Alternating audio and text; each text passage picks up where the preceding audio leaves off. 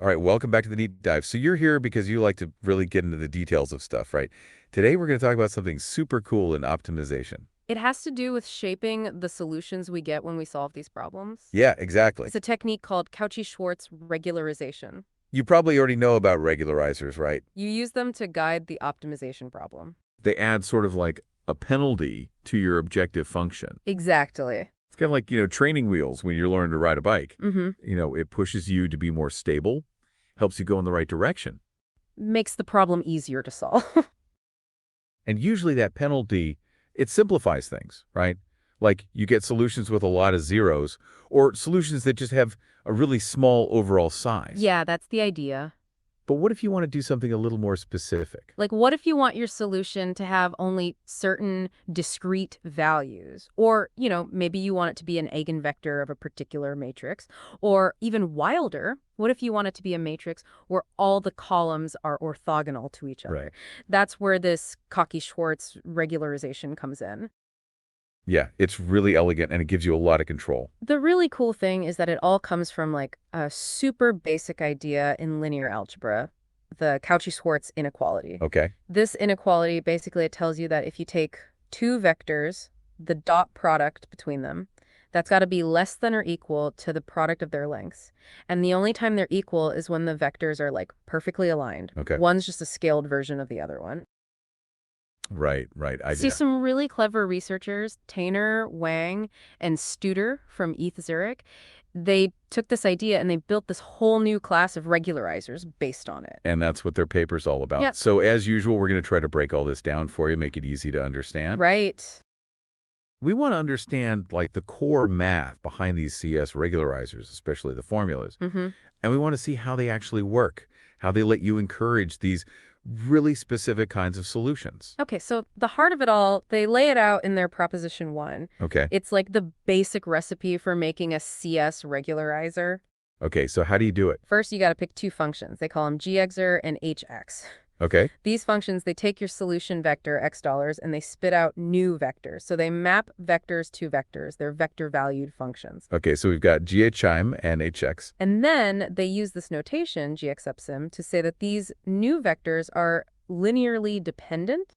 Okay, hold on. Linearly dependent. What exactly does that mean again? So it means that you can get one of the vectors by just multiplying the other one by some number. Oh, okay. Like one is just a scaled version of the other. Makes sense. And that's exactly what we want the regularizer to make happen, right? Right. Make those two vectors line up. Exactly. Now, the key to making this happen is their main formula for the CS regularizer. Okay, here it comes. Everyone get ready. It's a little bit intimidating looking at first, but don't worry, we'll break it down. It's triangle GS wrangle $2. Okay, so can you walk me through what each part of that means? Sure. The bars with the little 2 subscript, those are just the lengths of the vectors squared. Like if you think of a vector as an arrow, it's just how long that arrow is. Okay, like the Pythagorean theorem, kind of. Yeah, exactly. You score each component, add them up, and then take the square root, but here we're keeping it squared. Right, and that thing in the middle, that Langle GX, HD, wrangle, that's the dot product. Okay, dot product, that's where you multiply the corresponding components of two vectors and add them all up, right? Precisely. And then we take the absolute value of that and square it. So why this whole complicated formula? What's so special about it? The amazing thing is that this formula, it comes straight from the Cauchy-Schwarz inequality, and it guarantees that this whole expression, this L dollars, is always greater than or equal to 0. Okay. And even better, it's only equal to 0 if and only if our two vectors, GF dollars and H dollars, are linearly dependent. Ah, there it is. That's how it ties back to that idea of one being a scaled version of the other. Exactly. So by making this LX dollar as small as possible, we're pushing our solution to make GF dollar and the HLX dollars become linearly dependent. That's really clever. They took this inequality and turned it into a tool to force this condition we want. Yep. And they also have this thing called lemma 1. Okay, what's that about? It talks about this auto-scale property, which is really useful when you're working with things like neural records. Oh yeah, because in neural networks, the size of the weights can make a huge difference. Exactly. And it can be a pain to try and figure out the right scaling factors by hand. Right. So lemma 1 gives us another way to look at the CS regularizer. It says LBGX equals GX equals GX equals GX math GXS. Okay, that looks even more complicated. Basically what it's saying is that our regularizer, this LB, is the same as finding the best possible scaling factor, they call it beta, that makes one vector as close as possible to the other one. Okay, so it automatically figures out how to scale one vector to best match the other. Yep. And it uses that best scaling factor in the regularizer. So how does this help with, like, the scaling issues in neural networks? Think about it this way. Let's say you want the elements of your solution to be either some positive value alpha dollar or its negative alpha dollar. Okay. Now, the regularizer itself doesn't actually care what that value of alpha dollar is. It Right. just wants them to be symmetric. Okay, I see. So what it does is it finds the best scaling factor that makes the vectors line up, and that implicitly determines what alpha dollar should be. Ah, so it figures it out on its own based on the data and the problem. Exactly. No more messing around with hyperparameters and trying to guess the right scaling factor. Makes life much easier. Now, they also talk about these things called spurious stationary points and this concept called convexity. Okay, those sound kind of scary. It's all about making sure the optimization process goes smoothly and you actually find the best solution. Okay, so what are spurious stationary points? Imagine you're trying to find the lowest point in a valley. Okay. A spurious stationary point is like a little dip in the ground that makes you think you've reached the bottom. Okay. But it's not actually the lowest point. Right, it's just a local minimum. Exactly. And these spurious stationary points can really mess things up because your optimization algorithm might get stuck there. It thinks it's found the best solution, but it's really been tricked. Exactly. And convexity, that's just a fancy way of saying that all the stationary points are actually global minima. Okay. So if your regularizer is convex, then you know that if you find a spot where the gradient is 0, that's actually the best solution you can get. That's good. It means you can trust that your algorithm is actually finding what you're looking for? Right. Now they give a bunch of specific examples of CS regularizers. Okay, let's take a look at those. The first one's called the symmetric binary regularizer. Okay. So in this case, their gx dollar function, that's just each element of the vector squared, and they stack them all up into a new vector. Okay. So it's like back's $1 squared, next $2 squared, and so on. Okay, I see. And their h dollar function, that's just a vector of all ones, as long as the solution vector. Okay. And when you plug those into their main formula, you get this thing. Triangle Cassar $2. Whoa, that looks complicated. What are those double bars with the numbers? Those are norms, like the length of a Oh, vector. I see. The little 4 and the little 2, those tell you what kind of norm it is.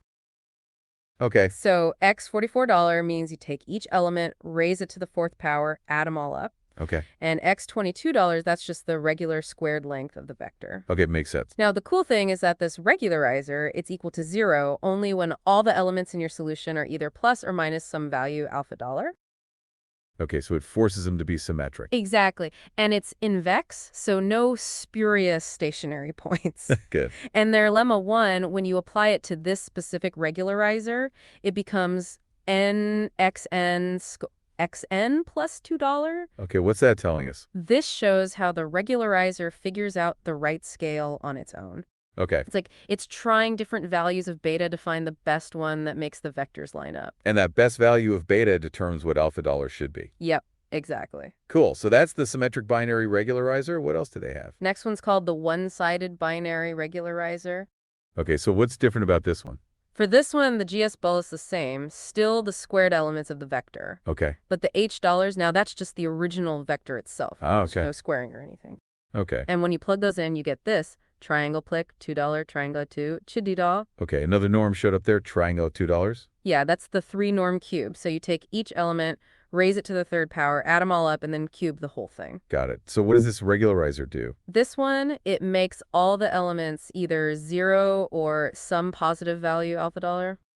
Ah, so it's like the symmetric binary, but it allows for zeros too. Precisely.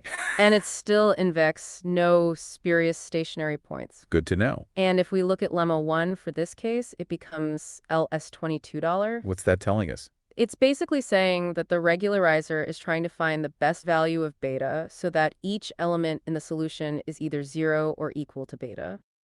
Okay, and that's how it gets that one-sided binary behavior. Exactly. What's the next one? They call this one the symmetric ternary regularizer. Okay, I'm sensing a pattern here. I bet this one involves even higher powers. You got it. This time, for GX dollars, we cube each element of the vector.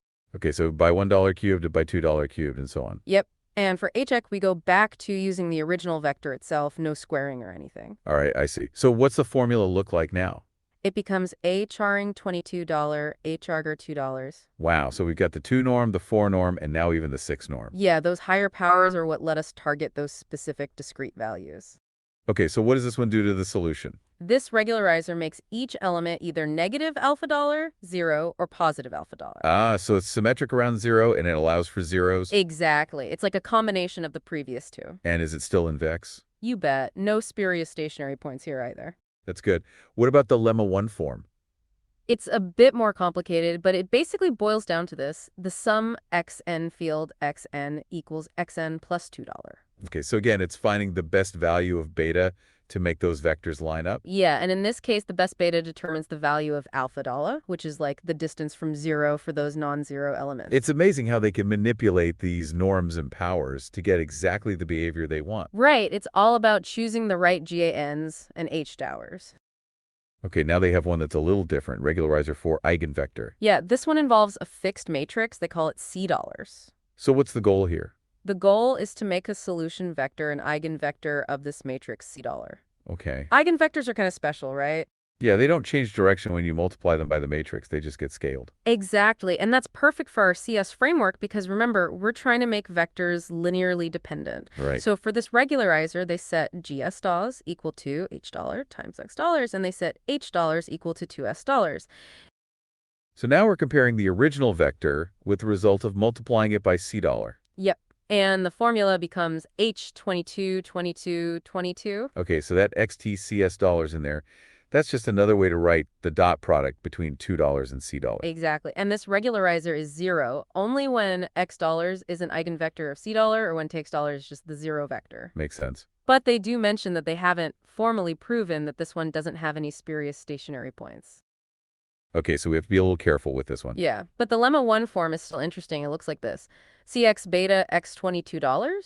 Okay, what's that telling us? It's saying that the regularizer is trying to find the best scaling factor, beta, that makes $60 as close as possible to a scaled version of $60. And that best scaling factor would be the eigenvalue, right? Exactly.